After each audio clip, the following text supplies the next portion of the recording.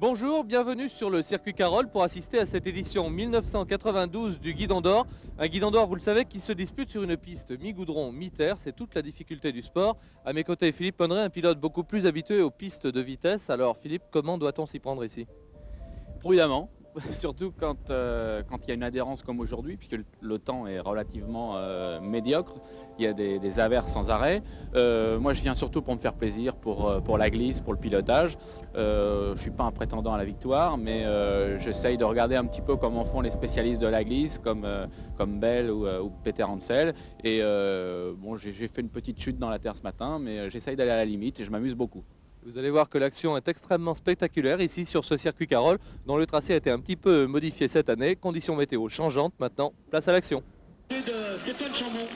Une action qui s'est déroulée devant un public relativement nombreux puisque près de 15 000 spectateurs sont venus sur le circuit Carole ce week-end. D'ici Jean-Michel Bayle, confronté à des problèmes de réglage et notamment de frein avant, et Wayne Gardner, le pilote 500, dont c'est la dernière course de moto, qui discute avec ses mécaniciens des réglages à apporter à sa machine, une 500 Honda de cross modifiée pour l'occasion.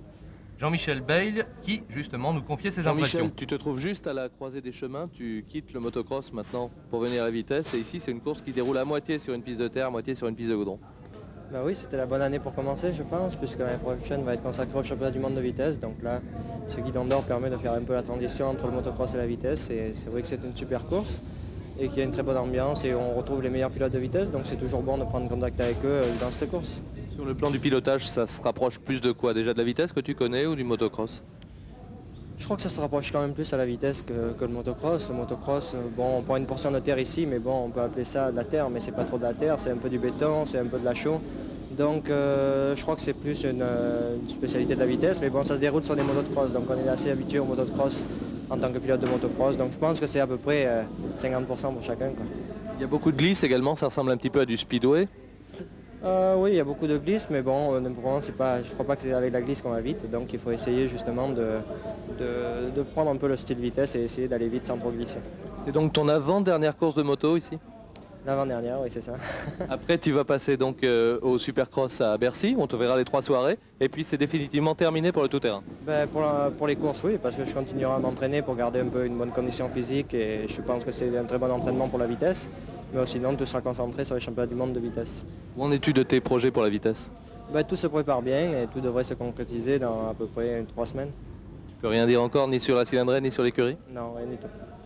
Merci Jean-Michel. Jean-Michel Bayle qui est donc resté extrêmement discret sur ses projets immédiats concernant la saison 93 de vitesse. Georges Jobet était venu lui aussi, 5 fois champion du monde de motocross, 3 fois en 500, 2 fois en 250, et qui avait aussi des problèmes pour régler sa machine également. Une 500 Honda de cross, c'était un petit peu le leitmotiv des pilotes, Philippe, pendant ces essais, trouver le bon setup, trouver le bon réglage des machines. Oui, parce que c'est des motos de cross qui sont transformées pour pouvoir rouler sur le bitume. Et il y a des phénomènes qui apparaissent, notamment beaucoup de dribbling de la roue avant. Et je ne pense pas qu'il y ait beaucoup de pilotes comme moi ou Jobet, Gardner qui est arrivé en dernière minute, qui ont pu bien résoudre ces problèmes, contrairement à des pilotes comme Chambon par exemple qui font tout un championnat et qui ont l'habitude de rouler avec ces motos. On va retrouver à vos côtés aussi des pilotes venus de la vitesse comme Jean-Pierre Janda qui réfléchit aussi au réglage. Et vous allez vous enquérir des horaires, c'est important. Oui, je partageais donc l'assistance avec Jean-Pierre Janda. On avait beaucoup de problèmes de réglage, mais c'était toujours dans une bonne ambiance, nous. Et on va retrouver ici dans le parc justement Jean-Michel et Wayne Gardner ensemble qui discutent de ces problèmes de trajectoire et de réglage de machine. Ils vont nous confier encore un petit peu leurs impressions. D'abord Jean-Michel, ensuite Wayne Gardner. Tu penses que tu as quelques conseils à prendre pour le circuit avec Wayne? Pas ici, mais plus tard, l'an prochain. Mais là on discute, on a la même moto, alors on parle un peu réglage, quoi. Donc même si on n'a rien trop à s'apprendre tous les deux, mais on fait chacun un peu les choses de son côté et puis bon, on discute, ça ne nous empêche pas de parler. Wayne, please. On demande à Wayne justement juste un mot. Que pensez-vous de Jean-Michel Bayle? Vous êtes ensemble sur la même piste? Oui, nous sommes ensemble, mais lui, il a chuté. Moi, je préfère ne pas faire ça. Non, il va bien, surtout dans ces conditions qui sont difficiles et sur ce type de moto. C'est un spécialiste, donc dans ces conditions, il a un avantage ici. Surtout dans les portions de terre, il est très bon. Moi, j'essaie surtout de rester sur la moto, surtout que c'est ma dernière course. C'est certain, c'est vraiment ta dernière course de moto? C'est incroyable, mais c'est vrai. Qu'est-ce que ça représente pour toi sur le plan affectif? C'est une triste journée, un triste week-end, mais tout champion doit savoir se retirer un jour et je crois que c'est le bon moment pour moi de m'arrêter. Pourquoi as-tu décidé de t'arrêter? Et il y a plusieurs raisons. Je m'amuse de moins en moins alors que c'était vraiment le cas avant. Je ne veux pas être blessé. J'ai obtenu ce que je désirais dans ce sport. Il faut bouger. Ce chapitre est maintenant refermé. Il faut passer à autre chose et il faut faire autre chose. C'était une belle saison avec ta victoire en Angleterre. C'était une belle saison, le début n'était pas terrible, je me suis cassé la jambe au Japon et je ne pouvais plus être champion du monde. J'aurais pu continuer une année de plus, mais l'histoire est finie maintenant. Maintenant, tu as l'intention de courir sur 4 roues? J'espère, mais c'est très difficile de trouver une voiture compétitive. Je ne suis pas sûr d'y parvenir, mais j'essaie. Je discute encore beaucoup. J'espère pouvoir m'aligner dans un championnat, sinon je passerai un an sur une plage ou quelque chose dans ce genre-là. Tu vas quand même t'amuser ce week-end? Je m'amuse, oui, maintenant. Je souhaite simplement que le temps s'améliore. Les conditions sont difficiles, surtout dans la portion qui succède à la partie terre. Mais c'est marrant, d'ailleurs, si je ne m'amusais pas, je ne serais pas là.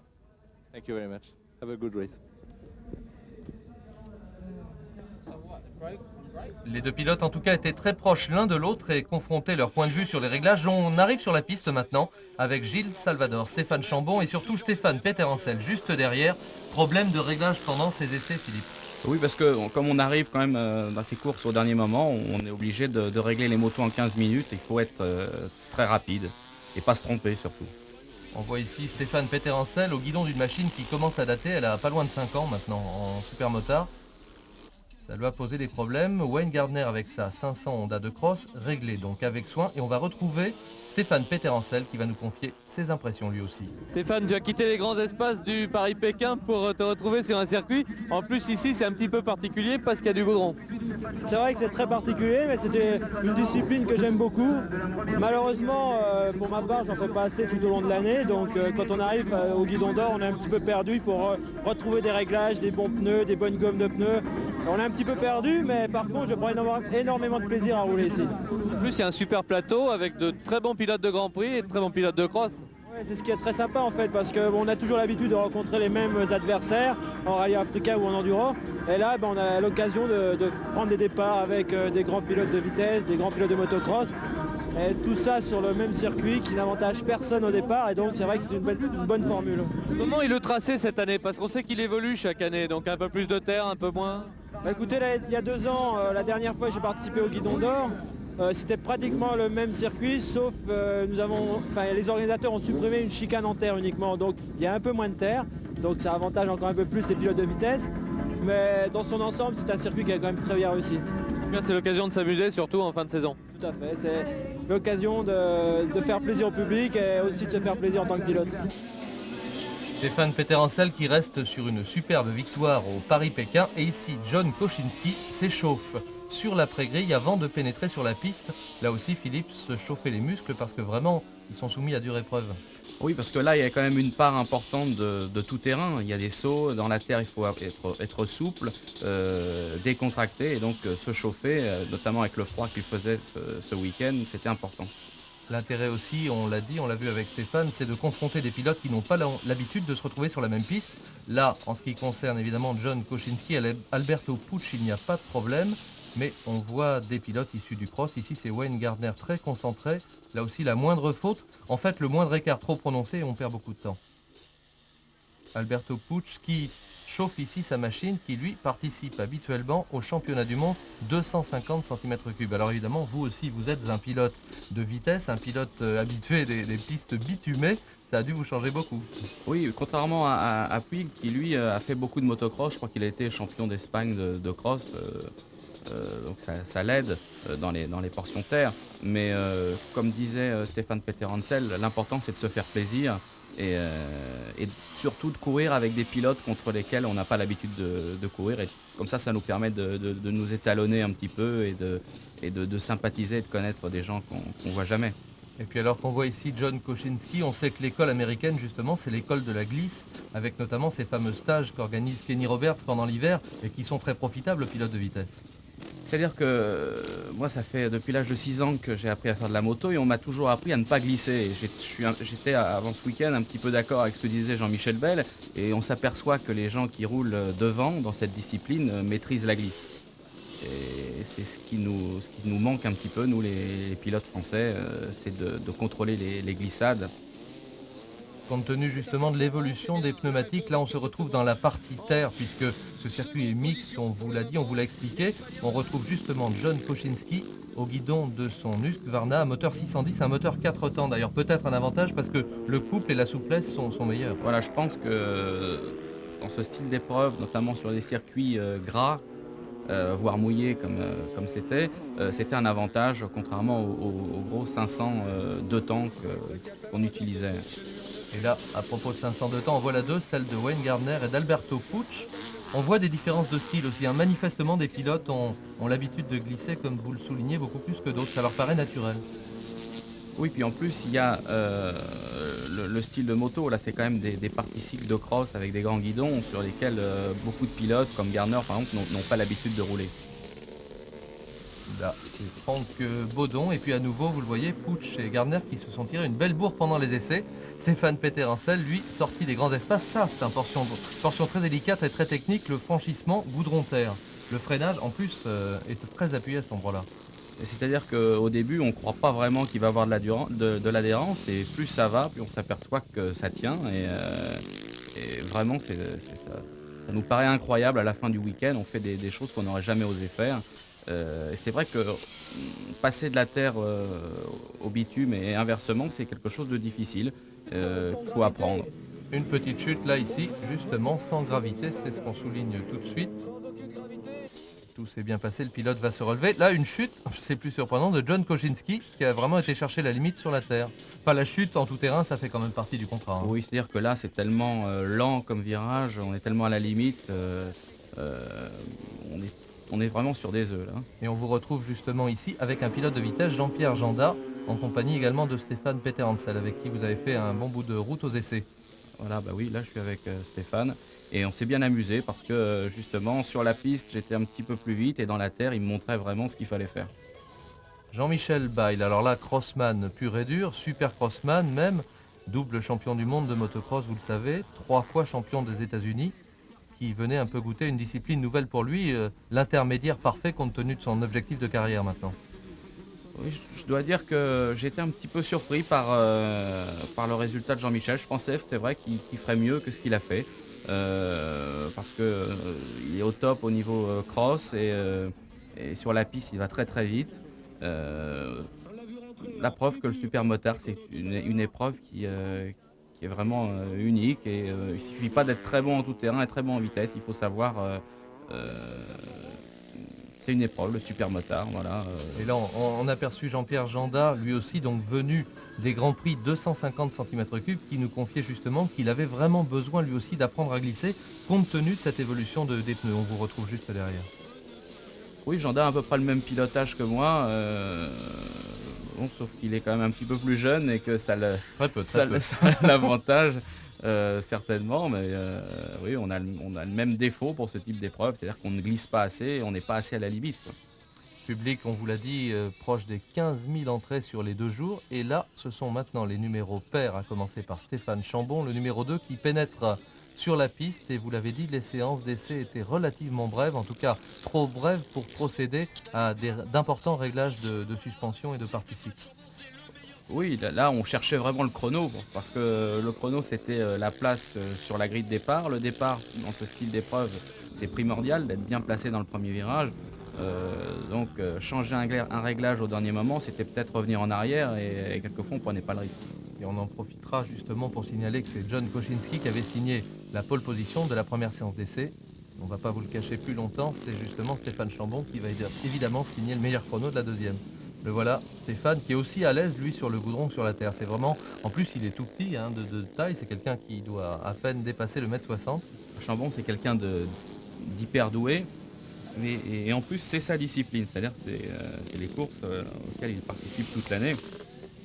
il a une maîtrise totale de la moto. Koscinski lui arrive, découvrait la moto. Il a eu juste la semaine pour s'y faire. Ça prouve que Koscinski est un grand champion aussi. Mais là, Chambon, c'est la maîtrise de la glisse et c'est étonnant ce qu'il fait avec cette moto, dans ces conditions. Et on voit en plus que les conditions météo ont été très très changeantes pendant tout ce week-end d'ailleurs. Et hop, une chute. Ça glisse. Une chute, une glissade de la roue avant là pour être précis. Heureusement c'est pas trop rapide à cet endroit-là. Le pilote n'a rien, la moto non plus. Ça va être reparti pour un tour. Il s'agissait de Jean-Michel Jamais. Pas jamais de chute en tout cas. On n'allait pas la louper celle-là. Ici le numéro 4 c'est Gilles Salvador sur une 500 Kawasaki de cross. Les motos de cross finalement c'est presque ce qui est le mieux adapté à part ces fameuses Husqvarna à moteur 610 4 temps. Voilà, c'est la moto idéale. Et Gilles Salvador d'ailleurs s'en sert très bien puisqu'il est aux avant-postes pratiquement à tous les supermotards. C'est un des pilotes aussi qui m'a le plus impressionné ce week-end. Un mot là sur Benoît Campargue qui est un grand sportif mais qui lui vient d'un autre sport. On sait qu'il aime aussi beaucoup la moto. Benoît Campargue qui vient du judo, ouais. Et qui s'est illustré notamment aux récents Jeux Olympiques de Barcelone. Et on verra tout à l'heure que son week-end a été un petit peu pénible. Fin de cette séance d'essai. En tout cas, on retrouvera ces pilotes tout à l'heure. On voit ici le village qui avait été installé par les organisateurs, tout près du paddock. Il faut signaler qu'au Guidon d'Or, le public peut aussi aller voir les pilotes. C'était votre cas. Ça doit vous arriver souvent de discuter avec eux. C'est rare qu'ils aient maintenant le contact avec les pilotes directs. Alain, le Guidon d'Or, c'est une épreuve très particulière avec une piste mi-goudron, mi-terre. Oui, c'est ça, c'est une épreuve donc, qui se déroule sur un circuit mixte, la terre et le bitume, sur laquelle on confronte les meilleurs pilotes des différentes disciplines en moto, c'est-à-dire la vitesse, le cross, l'enduro et le supercross. Le but étant d'élire le meilleur pilote, toutes disciplines confondues. Et chaque année, vous réunissez un plateau fantastique avec les meilleurs pilotes de vitesse, Koscinski, Gardner, et là, une des dernières sorties de Bail sur un tout-terrain. Exact, oui, cette année il y a donc Jean-Michel Bail qui ça va être son avant-dernière sortie puisque la dernière va être le Supercross de Bercy. Il y a John Koscinski, Wayne Gardner, Stéphane Peter Hansel représentant les rallyes, Georges Jobet représentant le motocross, champion du monde en titre, Alberto Puig représentant les 250 vitesses, donc vraiment un superbe plateau pour ce Guidon d'Or 92. Et une course malheureusement toujours de plus en plus difficile à organiser parce que certains sponsors ne seront pas là l'an prochain. Force de la loi. C'est vrai qu'à partir du 1er janvier, la loi E20 va rentrer en application et il va nous falloir trouver un autre annonceur. Et on se retrouve maintenant sur la grille de départ de la première demi-finale consacrée au numéro impair. Et surprise, c'est effectivement Alberto Puig qui est en pole position. Au tout dernier moment, il a arraché le meilleur temps à Koscinski et Gardner s'est même immiscé au milieu. Le voilà Koscinski sur cette première ligne aux côtés de Jean-Michel Bail que l'on a aperçu. Moment d'intense concentration, Philippe. Oui, le départ, c'est, comme je le disais tout à l'heure, c'est quelque chose de très important.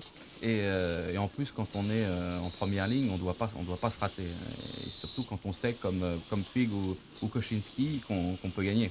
Et vous étiez au milieu de la quatrième ligne, c'est-à-dire cerné par Girard et Prota, juste derrière Mousse, Brussy, Merland et Janda. On vous a aperçu là, alors qu'évidemment les charmantes hôtesses étaient aussi de la partie. Voilà, ça va partir dans quelques secondes maintenant, c'est bon. Un écart de Koscinski et c'est Alberto Puig qui jaillit en premier. Faux départ, et oui, que s'est-il passé justement? Faux départ qui a été reproché à John Koscinski. Je crois que ça venait surtout de nos lignes derrière aussi. Les lignes derrière qui avançaient au fur et à mesure, parce que c'est vrai qu'on peut voler plus facilement le départ quand on est sur la troisième ou quatrième ligne. Vous êtes en train de chauffer les pneus tous, hein. En revenant vous en profitez, ça fait un tour supplémentaire. Comme il faisait très froid et que dans la terre les pneus ne chauffent pas, dès qu'on en réattaque le bitume, il faut quand même avoir des pneus chauds, enfin le plus chaud possible, donc c'est ce qu'on essaye de faire. Et dans le premier tour, on vous voit ici, vous aviez un petit souci, non? C'était juste des vérifications. Quand je partais avec des plaquettes neuves, je regardais que tout fonctionne bien. C'est prudent, il vaut mieux effectivement. Voilà, le vrai départ maintenant avec John Koscinski en pleine piste qui cette fois a pris le meilleur sur Alberto Puig. On va voir ce qui se passe tout de suite derrière. Et oui, Koscinski devant Puig, Gardner, Jobet, Bail. Vous êtes à l'extérieur là. Et là on va voir que ça frictionne un peu au milieu du paquet. Voilà. Les gens du cross ont l'habitude vraiment de se toucher le guidon, ouais. Donc il faut faire avec. Alors on retrouve le paquet un petit peu plus loin ici à la sortie de la portion terre après ce saut. Koscinski, Puig qui s'est glissé dans un trou de souris à l'intérieur. Et puis Gardner, Jobet Bail, un tout petit trou et Baudon qui suit. On sait déjà que ça va être sévère entre les 5 premiers. Et Koczynski vraiment qui attaquait très très fort d'entrée. Hein. Il a fait le trou avec les pneus froids. Ici la portion de goudron. Avec ce pif-paf, on vous voit là. Vous avez réussi à vous extraire du paquet, c'est pas mal. Et puis le premier passage avec un freinage impressionnant. Alors là, d'entrée, la machine qui glisse des deux roues. Ça, pour arriver à cette maîtrise-là, il faut un moment. Hein. Vous voyez la différence de style entre Gardner, même Jean-Michel Bell, lui, préfère vraiment adopter la technique de vitesse, c'est-à-dire bien dans l'axe et la machine qui ne glisse pas des deux roues à l'entrée. Et tandis que Koczynski, lui, l'a fait vraiment glisser. Et là, on vous a aperçu, vous étiez revenu dans les roues de Janda. On retrouve Koczynski devant Puch, Gardner, Jobé, Bail, Baudon et le reste du paquet. Vous êtes juste derrière Jean-Pierre Janda, voilà. Le 27 derrière le 51. C'est vrai que tout le week-end, on s'est un petit peu tiré la bourre et c'était... C'est sympa, ben, ça veut dire justement que le niveau est homogène parce qu'on sait que Jean-Pierre Janda est un des meilleurs pilotes de vitesse 250 cm3. Il est tout jeune, Jean-Pierre, et vous, ben, vous êtes un des meilleurs pilotes d'endurance que nous ayons. Le petit bruit métallique qu'on entend ici, on le soulignera tout à l'heure et c'est tout simplement le repose-pied. Voilà. Il frotte sur le sol. Avec une position de recherche de vitesse, même pour ces courses-là, on peut gagner en se couchant comme ça sur la machine. Bah surtout quand il n'y a pas de carénage comme sur ces motos, je pense que là il y a bien au moins 5-6 km/h à gagner en se mettant bien à plat ventre sur la moto.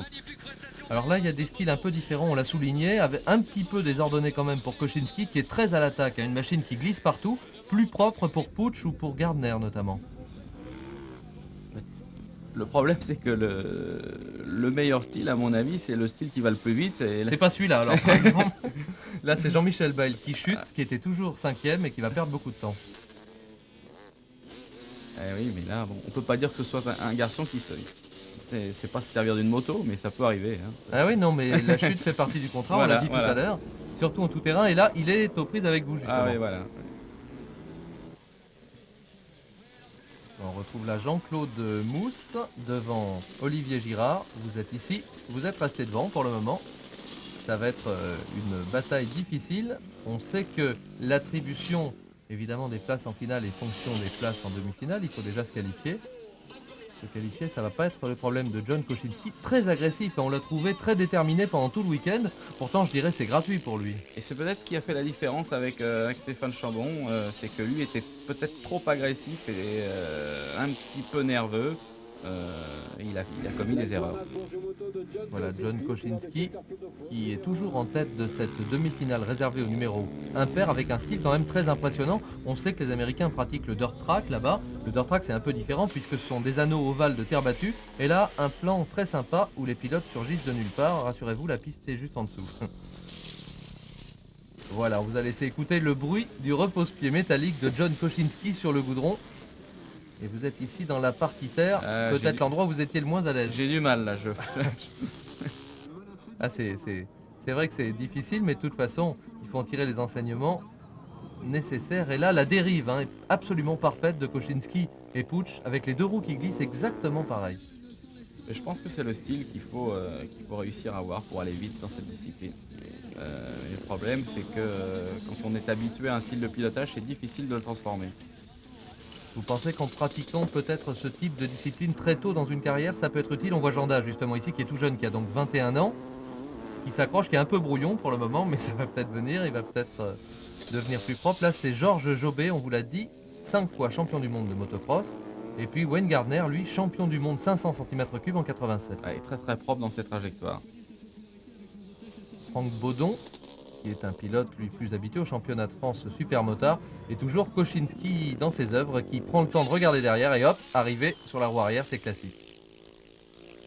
Salué par le public, il précède donc dans cette demi-finale John Koczynski, Alberto Puch, le troisième c'est Wayne Gardner qu'on voit ici qui se retourne, qui a le temps puisque Georges Jobé est assez loin, le quatrième, Franck Baudon 5e, vous aviez terminé 12e Philippe, et là on chauffe les pneus pour la deuxième demi-finale, celle réservée aux pilotes portant des numéros pairs. Évidemment, on est axé sur Stéphane Chambon. Il se livre à quelques petites facéties. Oui, alors là, quand il chauffe les pneus, on voit tout de suite qu'il est à l'aise puisqu'il arrive à faire des glisses avec sa moto. C'est vraiment sa spécialité et ce week-end, il a dominé tout le monde. Et là, on a vu sa machine, on la voit très bien, avec un choix de pneus différent à l'arrière. C'est ce qu'on a voulu souligner ici. Les pilotes concentrés, et voilà le pauvre Benoît Campargue qui ne s'élancera pas dans cette demi-finale réservée au numéro pair. Sa machine ne veut pas démarrer. Il va tout essayer. Malheureusement, pendant ce temps, les autres pilotes sont en train d'effectuer leur tour de formation. Il va kicker tenter plus et laisser sa machine. Il ne prendra pas part à cette demi-finale réservée au numéro pair le samedi. Le départ maintenant dans quelques secondes avec le numéro 2 Stéphane Chambon, à ses côtés William Rubio le 18 et puis le 4 Gilles Salvador et Laurent Pidou, et pas de problème dès le départ, on l'a assez dit, c'est très important ce départ, c'est Stéphane Chambon qui file en tête. Devant le reste du paquet, on se bouscule un peu. Alors un pilote porte un numéro impair, voilà, c'est Stéphane Peterencel, le numéro 7, qui n'avait pas pu prendre part à sa demi-finale. Dans cette série, je crois que c'est beaucoup de pilotes de supermotard qui ont l'habitude de faire tout le championnat. Donc là, c'est un pilotage déjà un peu plus particulier. Il faudra se battre tout à l'heure, d'ailleurs, contre ces garçons.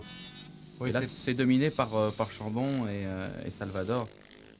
Oui, c'était un choix des organisateurs, effectivement, pour ne pas peut-être éliminer d'entrée des pilotes moins habitués, de répartir dans les numéros pairs les pilotes habitués à disputer le championnat de France de supermotard, et notamment... C'est une bonne idée pour que je puisse participer à la finale. C'était un bon choix. Donc Stéphane Chambon devant Gilles Salvador, on l'a vu, William Rubio, Laurent Pidou. Et là, on voit quelques motos qui dribblent de l'avant, qui sont pas excessivement bien réglées. Alors dribbler de l'avant, c'est la roue avant qui rebondit un petit peu sur le goudron. Qui perd de l'adhérence et qui sautille. Et un freinage toujours parfait, vraiment à la limite, au rasoir de Stéphane Chambon, avec toujours ce petit bruit métallique du repose-pied qui frotte par terre, mais Gilles Salvador ne l'a pas lâché pratiquement d'un pneu de toute la course, toute cette demi-finale.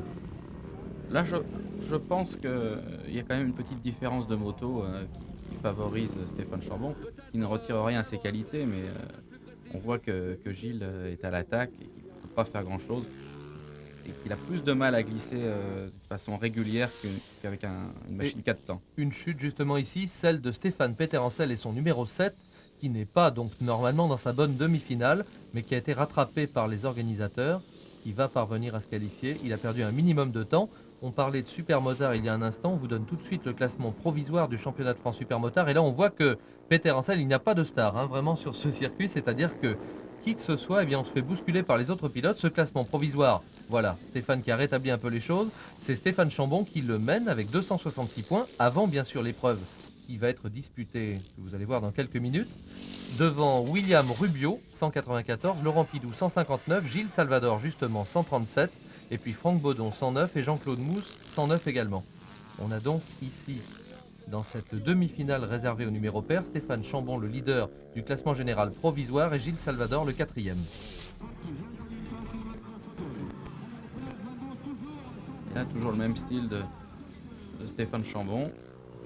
Il s'occupe pas vraiment des bordures de piste, il les saute, il sort dans la terre, ça le ferait pas. Il est étonnant, mais aidé par sa machine, on l'a dit, ça n'enlève rien à son talent. Vraiment, cette Husqvarna 610 est vraiment taillée pour ce type d'exercice. Je pense qu'ils ont beaucoup travaillé tout au long de la saison sur ces motos. Et contrairement peut-être à John Kosinski, qui lui vient plus pour s'amuser, Stéphane Chambon, c'est son épreuve, il veut absolument la gagner, il a un moral d'acier quand il arrive.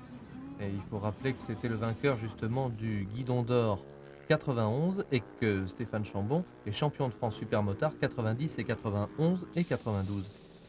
Stéphane Peterencel, là ça le change un petit peu d'environnement parce que lui il revient en droite ligne du Paris-Pékin, c'est pas le même genre d'étendue. Oui, mais c'est un garçon qui est archi doué sur une moto, mais là je pense qu'ils n'avaient pas peut-être fait assez d'efforts sur sa machine et qu'elle était un petit peu dépassée ou préparée dernière limite. C'est dommage parce qu'il aurait pu se battre devant.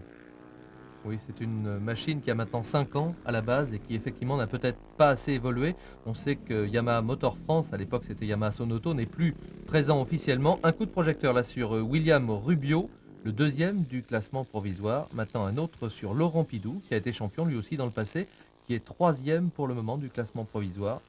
Et le numéro 16, c'était Olivier François. Mais rien à faire contre ce bougre de Chambon, largement installé en tête. Il prend même le temps de se retourner et regardez, ça il est le seul à réussir ça. Roue arrière mais debout sur la selle. On voit vraiment qu'il s'amuse. Ah oui, En c'est plus, un plaisir. il prend du plaisir à gagner. Classement donc, Stéphane Chambon remporte cette demi-finale devant Gilles Salvador, William Rubio, Laurent Pidou, Olivier François et Stéphane Peterencel ici qui termine 6e. Le public est réjoui, on le serait à moins malgré les conditions météo difficiles, on vous l'a dit. Une piste qui est à la fois mouillée, sèche et maintenant on retrouve des quads. Alors là, ça c'est autre chose. Vous connaissez ce type d'engin, vous avez déjà essayé? J'en ai essayé, oui, mais pas sur circuit, dans le sable. Alors là, je ne sais pas ce que ça donne sur une piste, parce que pour pouvoir tourner, il faut déraper, donc je pense qu'on doit perdre facilement le contrôle de l'engin. Et le pilote qui s'est installé tout de suite au commandement, c'est un Hollandais, Will van de Laan, qui est solidement installé au commandement. Vous le voyez avec des engins qui ont aussi beaucoup évolué, des pneus spéciaux, des freins spéciaux devant Joël Bontou, le spécialiste français, et Cyril Faure. Ici, un abandon du numéro 13, Kevin Phillips.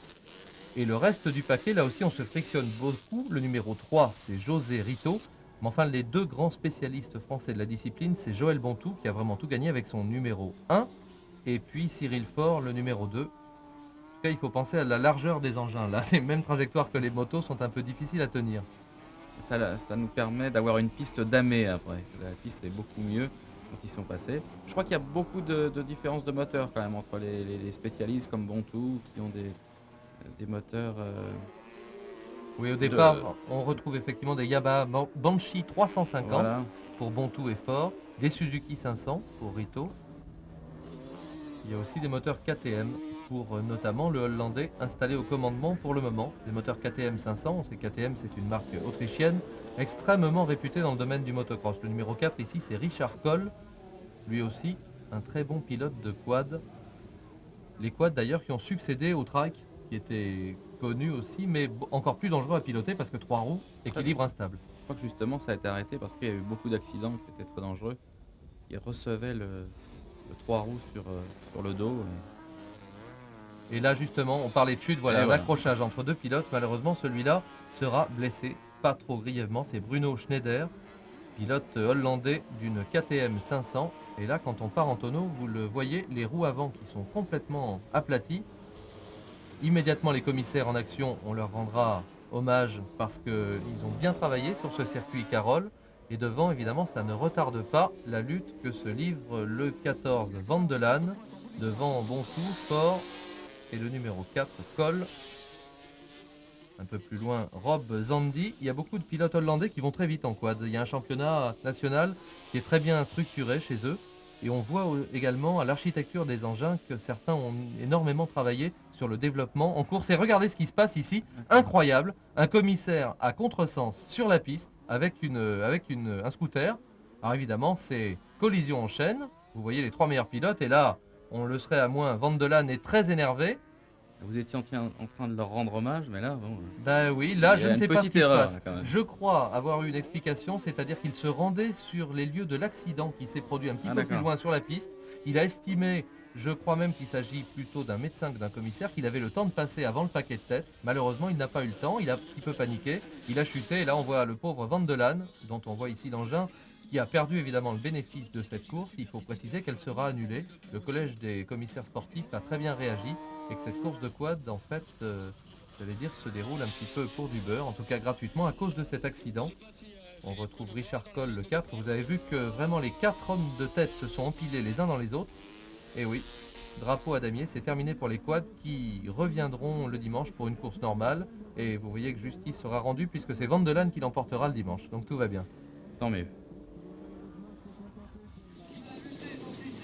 Alors on se retrouve ici maintenant au départ de la manche du championnat de France Super Motard, une autre discipline avec Stéphane Peterencel ici qui prend bien soin de nettoyer ses lunettes. On vous a donné le classement provisoire du championnat avec Chambon devant Rubio, Pidou et Salvador. Cette manche est importante. Chambon, on le voit, qui s'échauffe ici les épaules. C'est C'est très important.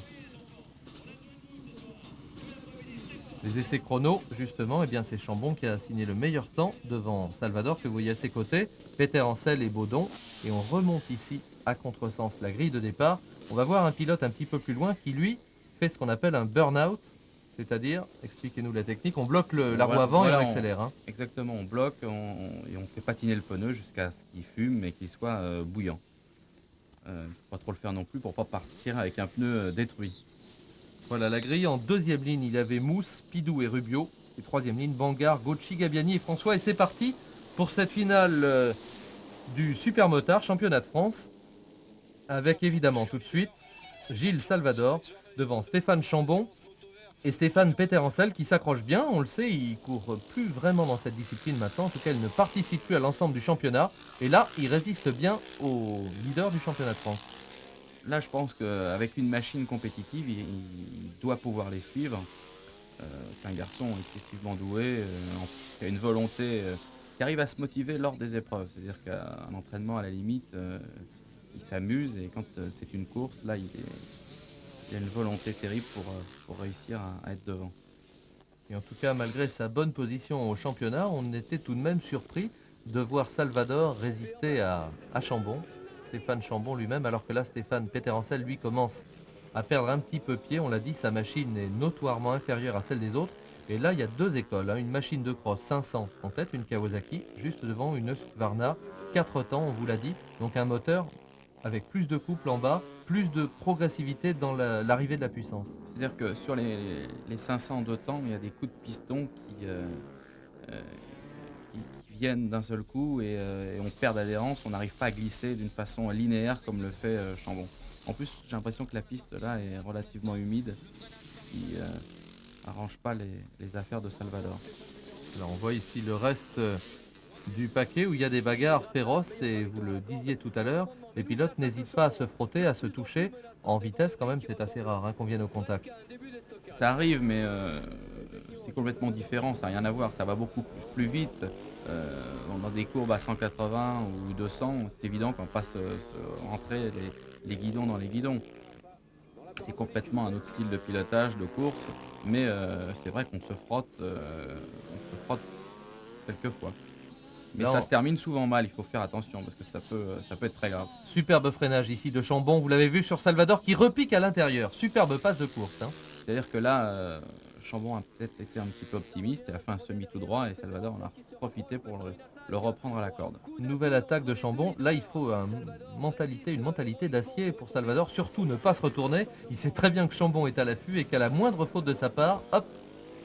Mais je pense que dans cette situation-là, ça sert à rien de se retourner. Il est derrière et il faut faire le mieux possible, rester concentré, pas faire de faute. La moindre faute, Chambon va passer.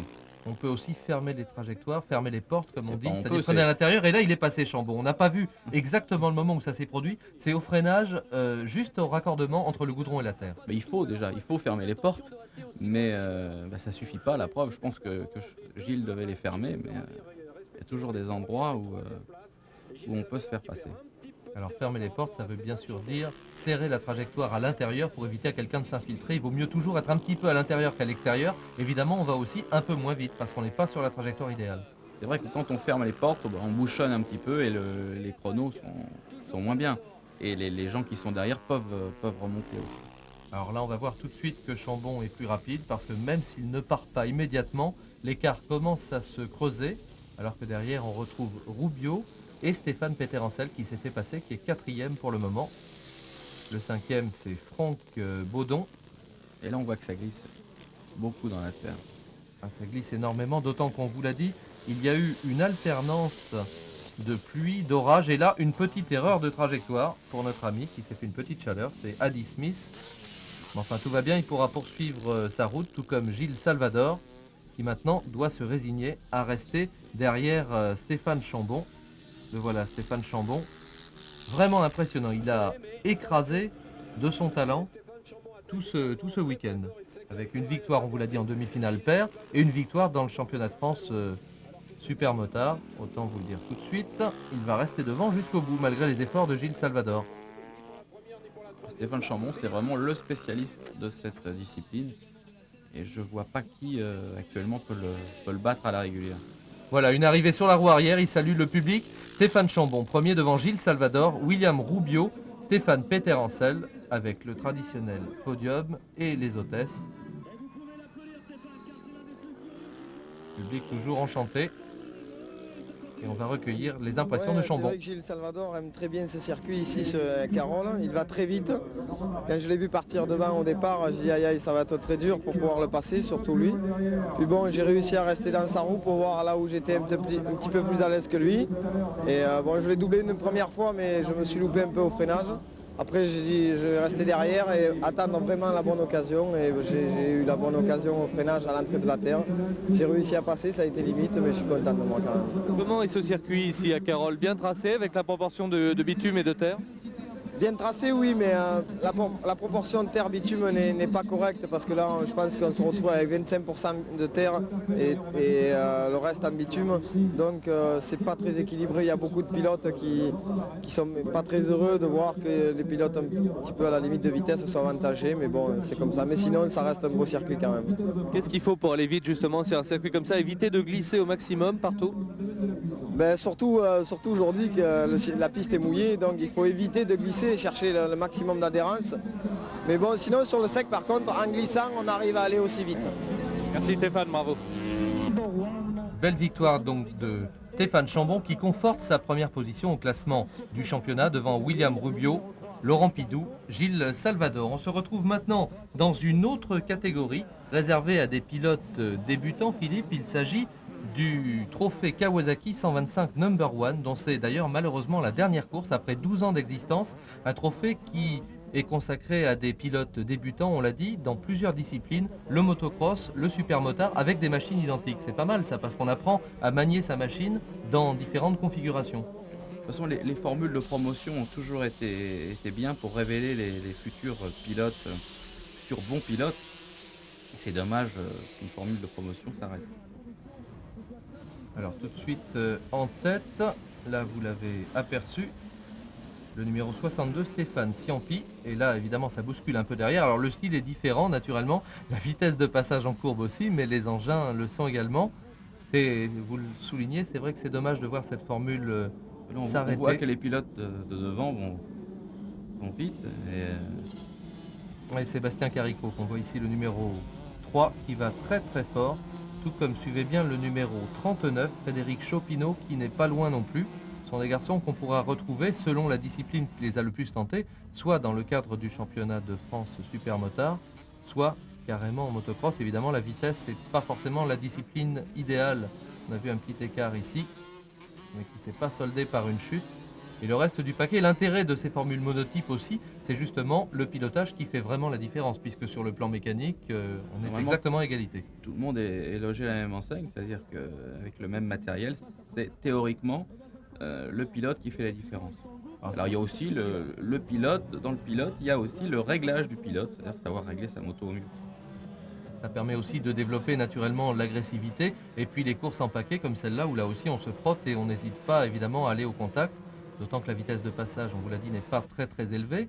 De toute manière, ça n'est pas, une fois de plus, une critique des pilotes. On voit qu'ils attaquent au maximum, mais en fonction des engins qu'ils ont entre les mains, là aussi sur le plan des pneus, ils sont forcément limités. Ça n'est pas une escalade technologique à laquelle on assiste dans ce trophée Kawasaki 125 No.1. Le but d'une formule de promotion, c'est aussi que ça coûte pas très cher, que ce soit accessible à tous. Parce que le problème des sports mécaniques, maintenant, c'est un petit peu le budget. Alors suivez bien la remontée là du 39 qui est au contact maintenant. Frédéric Chopineau, juste derrière le 3 Sébastien Carico. Vous avez vu qu'il est remonté assez rapidement sur les leaders. Là, il a dû commettre une petite faute dans ce tour-là. Il s'est retrouvé 4e. En tout cas, il a impressionné tout le monde à Carole par sa détermination. Évidemment, c'était la dernière occasion qu'il avait de briller. Dans cette discipline en tout cas, puisque malheureusement elle va disparaître. On vous l'a dit, une chute ici, sans gravité, fort heureusement, du numéro 156. Il s'agit d'Hervé Pellissier, venu des Pyrénées, qui nous fait un petit peu de labourage. Heureusement, c'est reparti sans dégâts, et vous voyez que les trajectoires se sont évidemment un peu polluées, en tout cas sur le goudron, juste à la sortie de la portion terre. Et ici, regardez, Frédéric Chopinot, le numéro 39, dans un style hyper agressif, hein, qui a pris la tête là. Juste On voit bien devant Sébastien Carrico. La bagarre entre ces deux pilotes. Voilà, au coude à coude, à l'intérieur, le 39, Frédéric Chopinot. Là, lui était sur la bonne trajectoire, il a pu s'écarter un petit peu et gêner Sébastien Carrico, mais ça c'est de bonne guerre, c'est tout à fait normal. Et là, il essaie de creuser un trou. Quand on a dépassé quelqu'un comme ça, évidemment, on donne absolument tout ce qu'on a pour l'écœurer, pour lui démontrer que ça n'est pas la peine de s'accrocher. Voilà, il faut essayer de le démoraliser et lui montrer qu'on est plus vite, mais c'est plus facile à dire qu'à faire. exactement. Surtout avec des machines identiques. Et voilà, belle victoire donc de Frédéric Chopinot devant Sébastien Carrico et Stéphane Ciampi. Alors là, on passe aux affaires très sérieuses avec la finale du Guidon d'Or de samedi. On voit la concentration extrême des pilotes et notamment celle de John Kosinski, ici dans ce regard de tueur. Pour gagner, il faut être hyper motivé. Et il a le don de savoir se motiver. Il faut dire que ce palmarès du Guidon d'Or est très impressionnant. Là, c'est Wayne Gardner qui s'aère un petit peu les lunettes. En 89, c'est Eddie Lawson qui l'avait emporté devant Gilles Salvador et Patrick de Maria. 90, c'était Wayne René devant Peter Hansel et Lawson. Et en 91, c'était Stéphane Chambon devant Didier Hogg et Brock Glover, le crossman américain. Là, petit phénomène de chauffage de pneus à nouveau pour les pilotes, juste dans la courbe qui précède le départ. Plus important que jamais, on l'a dit, d'avoir des pneus à température. C'est vrai dans toutes les disciplines de sport mécanique. Oui, là c'est peut-être la discipline la moins importante pour chauffer les pneus. D'autant plus que la première partie est en terre, donc les pneus refroidissent obligatoirement. Mais c'est toujours bien d'avoir les pneus le plus chaud possible. Ce qui manque à cette discipline, c'est par exemple d'avoir des couvertures chauffantes comme en vitesse. Ça serait pas plus mal de venir avec ça.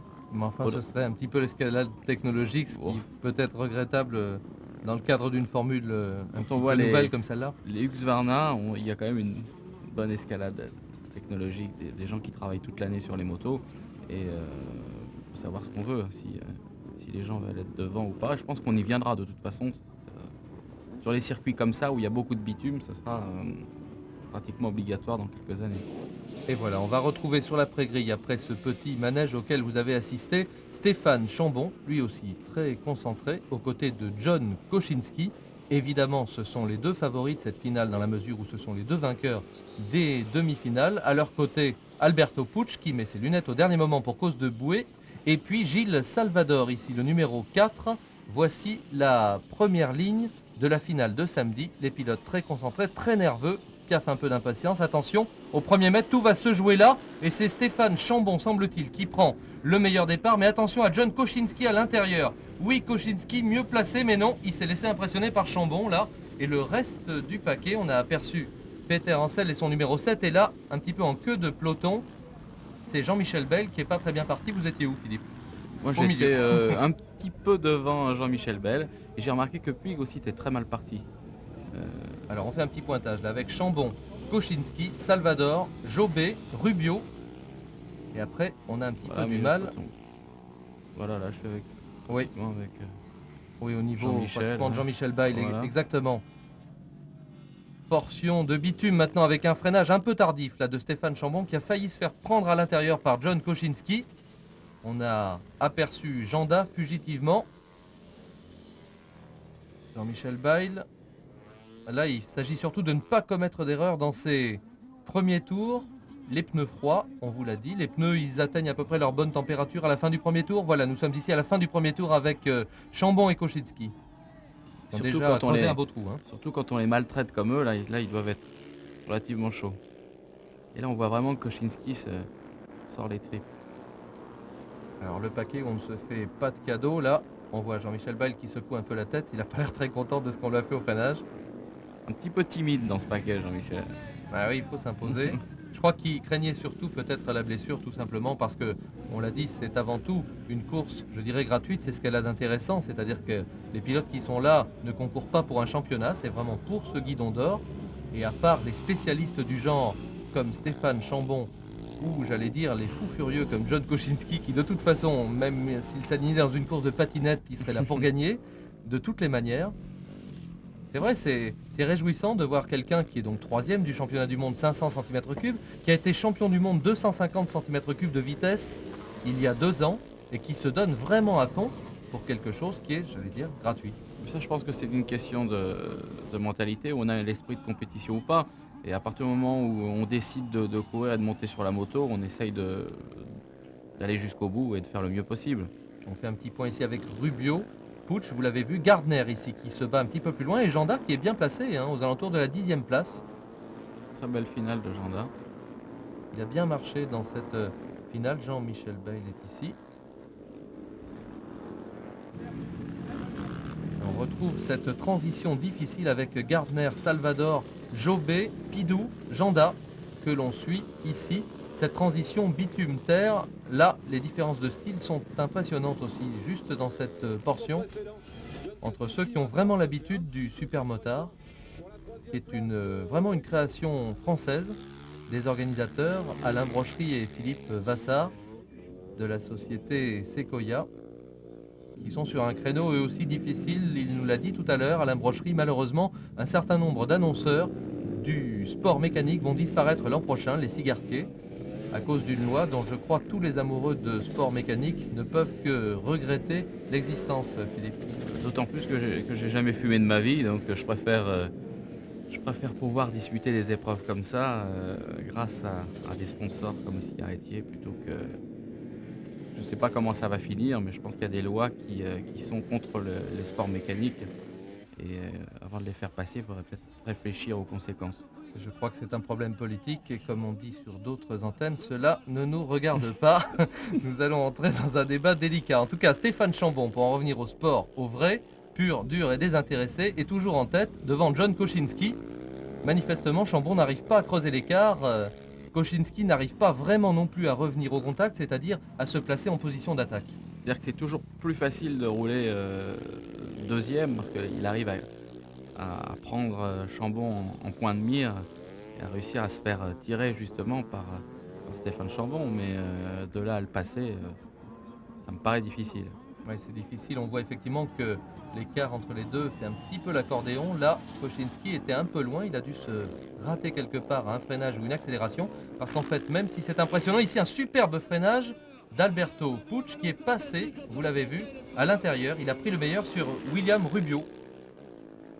Il est en train de remonter. On a vu que devant il y a Gardner. Ici, Peter Ancel, très fort à l'intérieur. Il a passé d'un coup d'un seul Jean-Pierre Janda. Et Gilles Salvador qui a un problème de pneus, parce qu'il a fait un mauvais choix de pneus, mis un pneu pluie et c'est sec. Et oui, et vous voyez les traces noires sur la piste, laissées par les pilotes à l'accélération. Superbe remontée d'Alberto Puig. Attention, Wayne Gardner est derrière. Entre les deux, il y a William Rubio. Ici encore une aspiration et un freinage très violent de Stéphane Peter Ancel qui a pris le meilleur sur Franck Baudon, le numéro 5. Stéphane qui s'est pris au jeu petit à petit. Il était légèrement timide au début, il fallait qu'il retrouve ses marques et là elles reviennent. Et là, John Kosinski était presque en position d'attaque sur Stéphane Chambon. Je crois que c'était limite, à quelques mètres près, il pouvait tenter vraiment de se glisser à l'intérieur. Gardner, dont on a souligné le style un peu rigide sur la terre.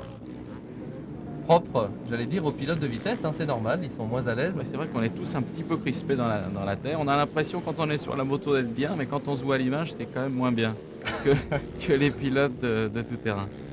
Et on le rappelait tout à l'heure, John Kosinski, lui, a une bonne expérience du tout-terrain, notamment du dirt track. Il est américain et il fait des stages chaque hiver chez Kenny Roberts depuis des années.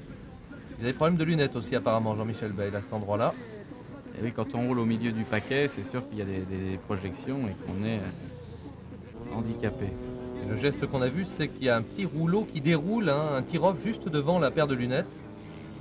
Ça permet d'améliorer la visibilité. C'est un système qui est évidemment en vigueur sur les circuits de cross, comme vous le disiez, sur les circuits très poussiéreux ou très bourreux. Ici, Bayle à l'aspiration avant la ligne droite, la petite, la plus courte de ce circuit Carole. Il a réussi une belle remontée, Jean-Michel. Il a été constant malgré tout. Oui, mais je pense que cette finale, il a fait une mauvaise finale à cause de son départ. Et à partir du moment où il n'a pas pu être dans le bon wagon, c'était fini pour lui, donc il a assuré. Et puis vraiment, on avait du mal à regarder ailleurs que cette lutte en tête entre Stéphane Chambon, le numéro 2, vraiment, littéralement à l'équerre, et John Kosinski, à peine plus propre dans ses trajectoires, bien que ce soit donc un pilote de vitesse, on vous l'a longuement répété, qui redescend en 250 cm3 la saison 93, après avoir fait partie de l'écurie justement de Kenny Roberts en 500, aux côtés du champion du monde 92, Wayne Rainey. Koschinsky qui s'est longtemps plaint d'avoir des problèmes de machine, sa machine n'était pas adaptée à son pilotage. Donc il a préféré redescendre l'an prochain en 250 cm3, changer d'écurie carrément. Il sera au sein du team Tech 3 avec une Suzuki. Ce sera l'un des énormes transferts de l'année en vitesse. Et on peut faire confiance à John, qui est d'un caractère un peu difficile. Teigneux le garçon. D'après ce qu'on m'a dit, oui, c'est un caractère très difficile. En tout cas, il s'accrochera et il est évident que s'il a accepté de redescendre de catégorie, de passer des 500 aux 250, c'est naturellement pour être champion du monde 93, en tout cas pour essayer de toutes ses forces. Regardez ici, ce freinage très tardif pour porter une attaque sur Stéphane Chambon, mais Stéphane inébranlable. Alberto Puig, toujours très à l'aise, très bien placé. Il précède ici William Rubio et Wayne Gardner, champion du monde, lui de vitesse 500 en 87, dont c'est la dernière course de moto. Alors il faut profiter de ces images, c'est vraiment une figure de la moto qui disparaît, d'autant que Gardner est en plus un type très sympa. Quelqu'un d'adorable et avec un cœur énorme. Il fait partie aussi des gens qui... Cette course ne représente rien pour lui et il attaque du début jusqu'à la fin. Ça prouve que la moto, ça le passionne toujours autant. Et oui, il nous disait donc tout à l'heure qu'il avait pourtant choisi de s'arrêter ici. C'était vraiment limite. Koschinsky est presque parvenu à prendre le meilleur sur Chambon, mais Chambon a tenu. Regardez ce freinage d'Alberto Puig, dont vous rappeliez tout à fait justement qu'il a fait aussi du motocross, que ça lui sert beaucoup, et qui a du mal à tenir Gardner, très propre, pas impressionnant du tout Gardner, mais qui reste au contact visuel en tout cas d'Alberto Puig en 4e position. Ici, il y a une petite chute, c'est la raison pour laquelle le commissaire brandissait ce drapeau, et aussi, c'est pas le bon, ça devrait être le bleu, pour prévenir cet attardé qu'il va être dépassé par les hommes de tête, en l'occurrence Stéphane Chambon et son numéro 2, suivi de près toujours par John Koschinsky. Quelle bataille, alors que Georges Jobet est un ton en dessous, il est en 7e position. Pourtant, lui aussi, 5 fois champion du monde de motocross. Excusez du peu, c'est paradoxal de voir des crossmen pas très à l'aise sur ce type de circuit.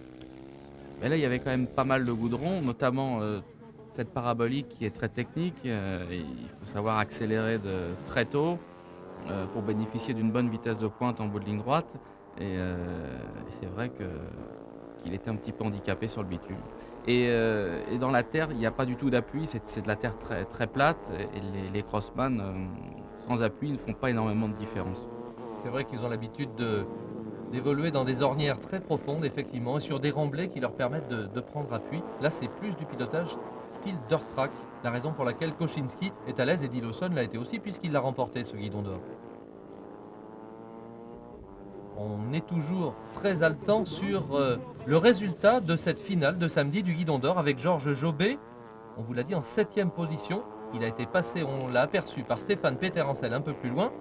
Le numéro 17 ici, c'est Jean-Claude Mousse, un habitué du championnat de France Supermotard. Il n'a pas tout à fait le matériel, évidemment, pour figurer à ce niveau-là. Et là, un petit problème de dribbling de la roue arrière. Vous l'avez aperçu pour le numéro 15, Olivier Girard. Et voilà, les hommes de tête à nouveau. Le duo magique, Chambon, Koschinsky dans leurs œuvres, vraiment on ne s'en lassait pas. Surtout qu'ils étaient sur 2 machines identiques et ils ont fait un spectacle fabuleux. Et on voit que Koschinsky dans la terre ne se fait rien prendre par Chambon. On se souvient Ce qui prouve que l'école américaine a quand même quelque chose de bon. L'an dernier, Koschinsky était jaloux de la machine de Chambon. Cette année, il est revenu pour avoir la même, justement, cette Husqvarna 610. Et vous avez vu cet écart incroyable, le freinage sur le goudron de Koschinsky, la machine pratiquement à 45 degrés. Et Wayne Gardner beaucoup plus propre. Gardner qui a derrière lui tout de même William Rubio et Stéphane Peterencel. Gardner 4e, Rubio 5e, Peterencel 6e. Freinage ici très très violent du numéro 46, Thierry Prière. Et Jean-Michel Bell, avec le genou par terre, vraiment un style de pilote de vitesse déjà. Et oui, il est juste entre deux eaux là, hein, Jean-Michel, voilà. Sur le plan mental également.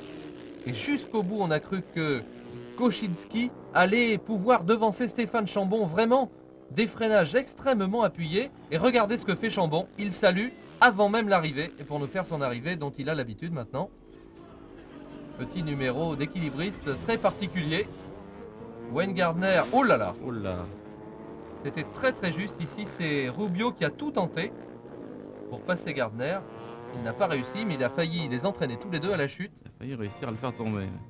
C'était très limite. Donc Chambon vainqueur, Kosinski deuxième, Alberto Puig troisième, Gardner quatrième, juste devant Rubio, Peter Ancel que vous voyez ici sixième, septième Jobé, huitième Pidou, neuvième Baudon. Et voilà le retour de Stéphane Chambon qui s'est arrêté ici pour saluer quelques amis commissaires. Voilà, il explique un petit peu les trajectoires. Regardez, Chambon fou de joie ici après cette superbe victoire. Il va retrouver Marcel Seurat, son mentor, patron d'écurie Husqvarna. Un personnage, Philippe. Oui, Marcel Seurat, ça fait une bonne trentaine d'années qu'il anime le milieu moto en France. Et à chaque fois, on fait des choix de pilotes fantastiques. Pidou, il y a quelques années, Chambon maintenant. On peut dire qu'il a le sens de trouver les bons pilotes. Oui, c'est un véritable révélateur de champion, Marcel Seurat. Victoire ici ce samedi donc de Stéphane Chambon devant John Kosinski, Alberto Puig, c'est le podium que vous allez voir tout de suite. Wayne Gardner 4e, William Rubio 5e. Signalons que les organisateurs cette année ont établi un classement sur les 2 jours, le samedi et le dimanche, les courses étant identiques. Donc un super guidon d'or remporté par Stéphane Chambon qui a remporté les 2 courses. Alberto Puig que vous voyez ici se retrouve 2e devant Wayne Gardner 3e, beau battant Wayne Gardner au total des points, donc avec 7 points. 4e ex aequo Kosinski qui a un petit peu raté sa course de dimanche suite à un mauvais départ et une chute. Et puis William Rubio. Ici John Kosinski à la descente du podium. Belle course mais c'était difficile. C'est pas trop mauvais. C'était difficile de trouver le bon réglage de partie cycle pendant les premières journées d'essai. Je vais essayer d'apporter des améliorations pour la course de demain et je crois que ce sera une belle bataille. Bataille qu'il a perdue justement John Kosinski puisqu'il a chuté le dimanche. Superbe course avec la pression terrible de John pendant toute la course. Là, t'as cru qu'il allait te passer un moment? Ouais, c'est quand il a commencé à pleuvoir que j'ai commencé à me faire du souci. Je savais que là il se débrouillerait mieux que moi parce que sous la pluie, avec des pneus comme ça, il s'est très bien roulé puisque un Grand Prix c'est les mêmes pneus. Mais j'ai quand même, j'y croyais jusqu'au bout, puis finalement ça s'est arrêté de pleuvoir. Alors là, j'ai dit il faut que je résiste et ça s'est bien passé quoi, je suis content. C'est une superbe course et en plus il freinait très tard au bout de la ligne droite. Là, apparemment sa moto freinait beaucoup mieux au bout de la ligne droite. Ben, je crois que je suis parti avec une roue avant avec un disque tout neuf et dès le début ça prenait pas très bien et puis bon on a fait avec quoi, ça s'est bien passé, je suis content. Bravo, merci Stéphane. Alberto. English, yes? Very nice. Voilà Alberto Puig, belle course pour toi mais c'était difficile de revenir sur Stéphane et John. Oui mais j'ai pris un très mauvais départ. J'ai raté le départ, je crois que demain si je pars bien, peut-être que je pourrai rester avec ces garçons là. J'ai besoin de plus d'expérience que je n'en ai actuellement. Je crois que demain ce sera à nouveau une belle course. C'est la 2e fois que tu viens ici? Oui l'an dernier c'était la première fois, ça n'allait pas bien. Cette année c'est mieux, demain ça ira encore mieux. Pour Alberto Puig qui termine donc 2e du Super Guidon d'Or. Merci beaucoup Philippe d'être venu avec nous commenter cette belle édition 92 du Guidon d'Or. À bientôt. À bientôt donc sur Paris Première pour suivre d'autres exploits sportifs en sport mécanique alors que vous voyez ici le classement de ce Super Guidon d'Or. Chambon, Puig, Gardner, Kosinski, Peter Ancel, Bail et Jobé. À bientôt, merci de votre attention.